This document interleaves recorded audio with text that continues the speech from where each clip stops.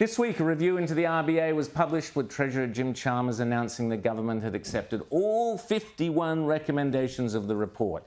The changes will aim to lessen the influence of the RBA governor, Philip Lowe. He's the bloke copping all the blame so the politicians don't have to. Joining us now to explain the overhaul is Herald Sun business commentator, the great Terry McCrann. Terry, always great to see you. You're dressing a bit like Dame Edna today. Is that deliberate, Terry?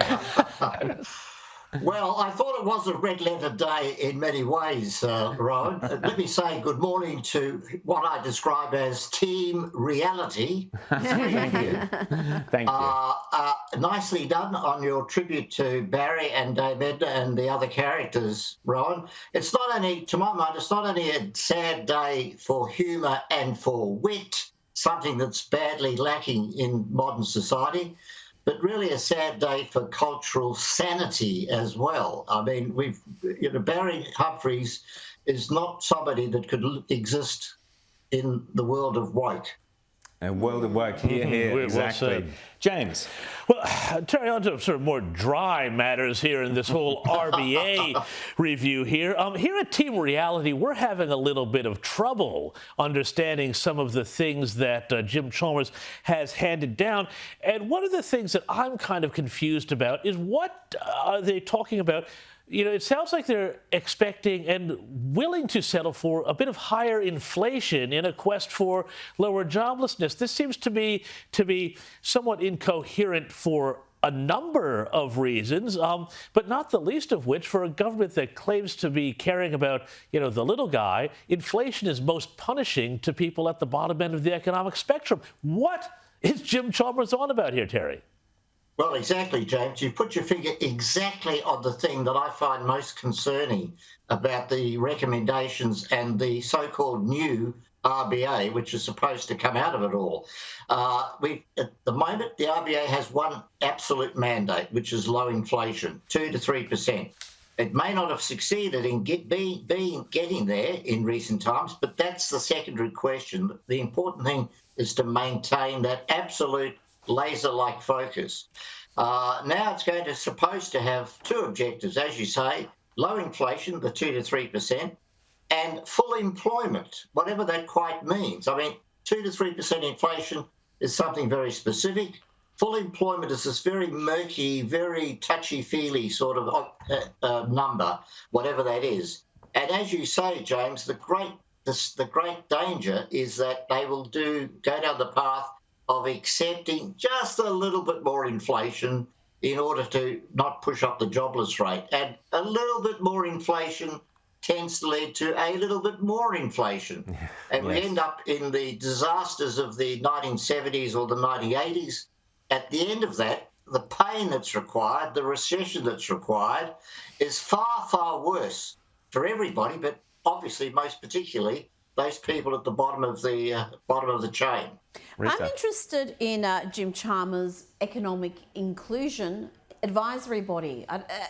This body is making all sorts of suggestions that would pretty much bankrupt the country. Just tell me about why we have an Economic Inclusion Advisory Body and what are they recommending, and is Jim Chalmers going to implement some of these recommendations? I'm not sure what you're talking about, really. Are you talking about this review body or... No, this is the Economic Inclusion Advisory Body. Yeah. This is the one Jenny Macklin is involved in. I can only talk to the broad issues there because I haven't studied their specifics. But well, basically, they want more money for everybody. Just more money for everybody. More money for everybody. Double the dole, double this, double that. I don't know where the money's coming from, but this notion of so-called economic inclusion, this is...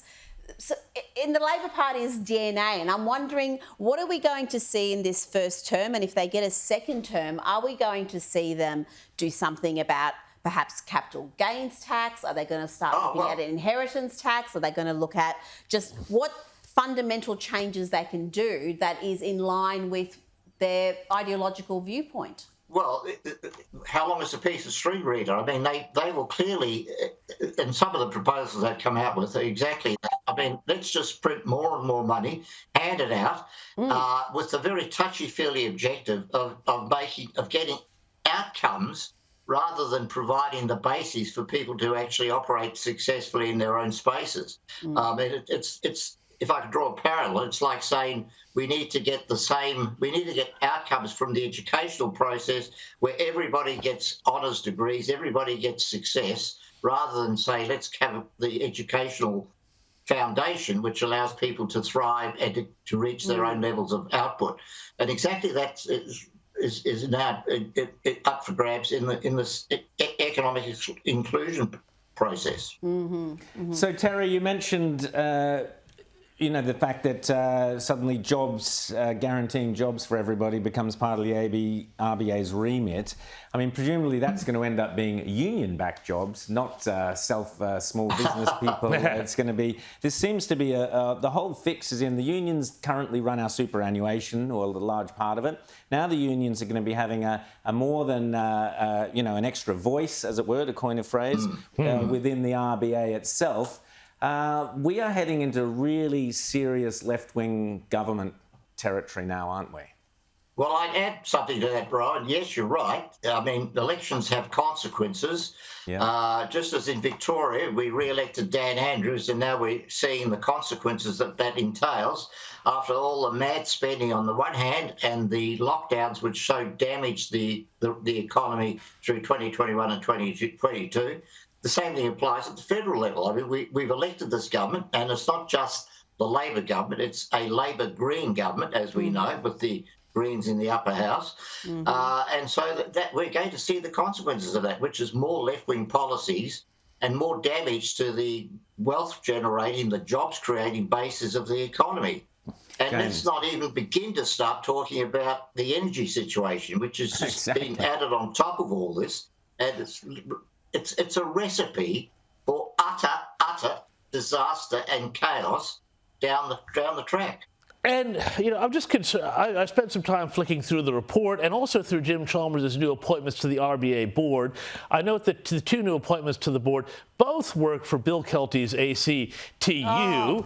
This has gotten very little reporting, but I mean, surely that this is the sort of thing that needs to make us all very concerned, as well as, I note that they're talking about, we're going to lower the number of meetings from 12 to 8 a year. And this was reported by an awful lot of the press. It's like, this is wonderful to me. Less pain, but doesn't this make the RBA potentially even less responsive with its very blunt instrument of interest rates? Exactly. I mean, one of the arguments is more transparency, and yet they are embarked on reducing the number of times we get to hear from the RBA in terms of, and both in decision making and its thinking. Let me take a step back first, James.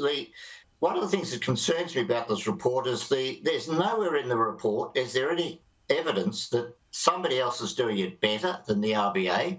And secondly, that the structure they propose, all these things, the 8 meetings, the structure of the policy board, more quote-unquote experts, well, we've spent 3 years where we've had experts determining what we should do. I don't know that was a particularly successful.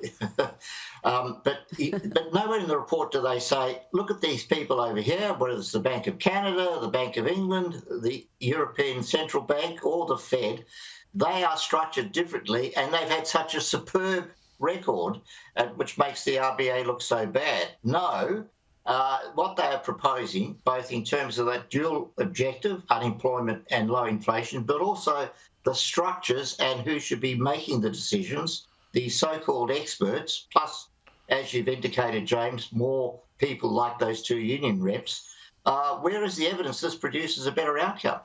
And just very quickly, Terry, you mentioned you could go on about energy, so please do. Tell us what a disaster Chris Bowen has in store for us with his electric vehicles policy this week. Well, you invited me to take over the rest of the program, Brian, but let me just say this, that the absolute foundation of our civilization, of our economy, through the 18th, 19th and 20th century is cheap, reliable and plentiful energy. That's why we used fossil fuels.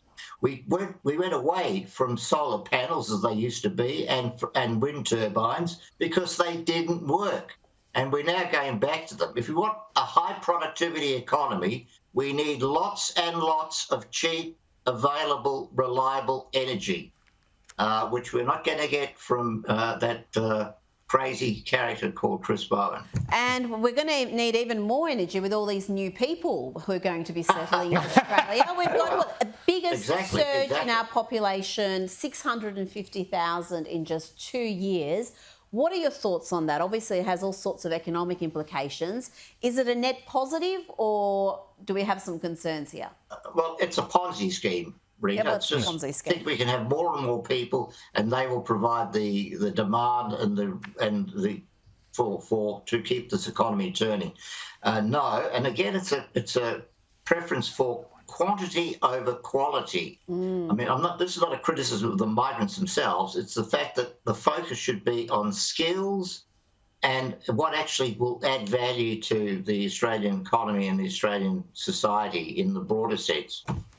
And Terry, just quickly, how fundamental is mining to this country's economy? We're turning our back on it the whole time. How fundamental is it from an economic point of view? Mining, digging stuff up out of the ground. Rowan, it doesn't bear thinking about if we didn't have the mining industry in this country generating $400-500 billion a year of export income. If you took that away, we really would be living in a society similar to the early part of the 20th century, if not the 19th century.